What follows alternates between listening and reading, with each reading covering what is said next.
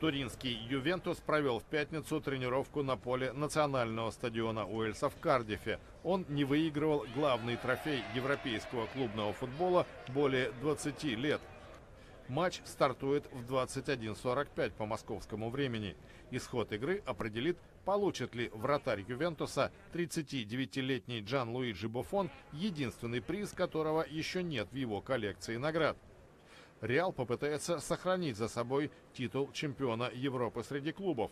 Он выиграл кубок в прошлом году. Если удача будет сопутствовать команде тренера Зинедина Зидана, она станет первой с 1992 года, кому удалось это сделать 2 раза подряд.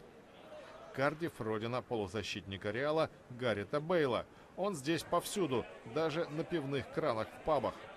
Бейл отработал всю тренировку, но Зидан не сказал, выйдет ли он на поле в стартовом составе фаворитов, по мнению букмекеров, финала лиги. Все постоянно называют нас фаворитами, но в футболе не бывает фаворитов.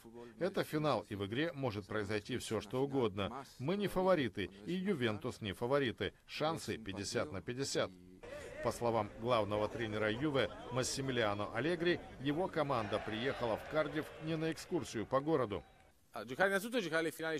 Игра в финале Лиги чемпионов – это не то, что случается с каждым. За последние 3 года у нас дважды был шанс, и мы гордимся этим. Но этого недостаточно. Мы приехали, чтобы попытаться выиграть трофей и увезти его домой. Болельщики обоих клубов начали праздновать заранее. В Кардиф приехали не менее 170 тысяч человек. Безопасность накануне и во время матча обеспечивают 600 вооруженных полицейских. Еще 6 тысяч несут службу без оружия.